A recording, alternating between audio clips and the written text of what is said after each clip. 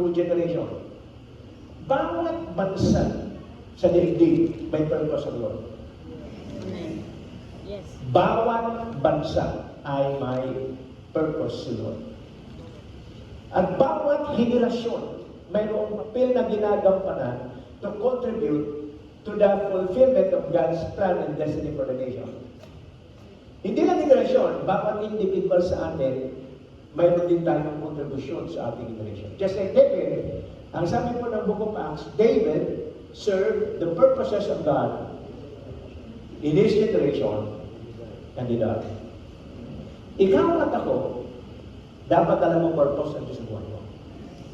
And we need to serve our generation according to the purpose that God has for us before we die.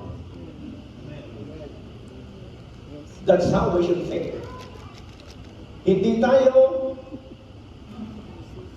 isinilang na parang putok sa buho. Hindi tayo katulad ni malakas at ni maganda. Galing sa isang kamayan. Okay? Pagbalik tanaw tayo sa kasaysayan ng Pilipinas. The pre-colonial Philippines was not a single unified nation with centralized kingdom. Alam niyo ba yun? Pag sinabing pre-colonial, mga panahon bago dumating ang Espanyol. Kasi sa kasaysayan natin, natala, ang kaunang-unahang foreign powers na sumakop sa atin ay ang Europe, particularly Spain. Pero ano ang Pilipinas bago sila dumating? Ang Pilipinas, bago sila dumating, ay hindi pa tinatawag na Pilipinas. Wala pa Pilipinas bago dumating ang Kastila. Teka, akala ko ba Bible preaching ito? Bakit history? Kasi napakahalaga na malaman natin yung history ng bansa natin. Okay? Nandun yung ating identity. At ang sabi, it's a collection of independent barangay, rahanates, sultanates, and confederations.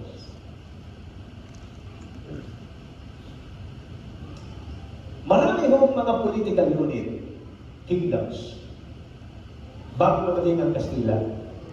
But here are the 7 most influential political unit or kingdoms. Okay? Sa ating bansa. They are the Kingdom of Tondo, Kingdom of Maynila, Butuan, Cebu, Sulu Sultanate, Maguindanao Sultanate, Kabuluan. So these are the 7 most influential political unit bago dumating ang mga Kastila. May sariling gobyerno, may sariling ekonomiya, may sariling sistema. Kaya hindi totoo yung history from Western perspective na tayo ay parang mga katutubong walang alam. Hindi totoo na si Magellan ang nakadiscovery ng Pilipinas kasi bago pa isilang si Magellan, mayroon ng bansa na Pilipinas. Hindi nga lang yun ang pangalan ng bansa. Malinaw? Now, Deuteronomy 7:1. Alam po ba ninyo na yung ipinangako ng Diyos kay Abraham na lupain ay originally inhabited by 7 kingdoms na yun.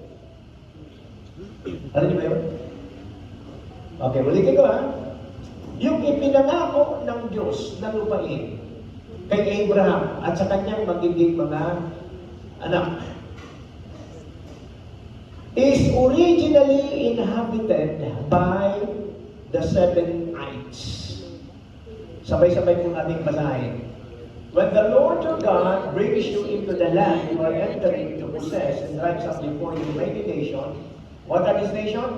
The Hittites, Gergesites, Ammonites, Canaanites, Perizzites, Hivites, Jebusites. May pangwalo pa yan eh. Hindi na may sulat, hindi nagtatites. Okay? So, wala naman talagang sabihin natin bansa o lupain. Okay? Na masasabi kong original inhabitant ay Israel.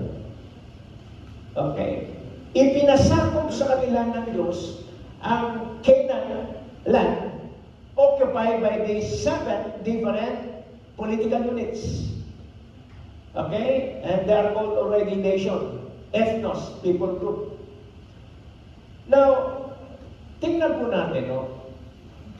Mayroon pong speech si Prime Minister Benjamin Netanyahu. And ayaw ko nabasa nyo to. Maybe some of you nabasa na to. But I want to understand how deep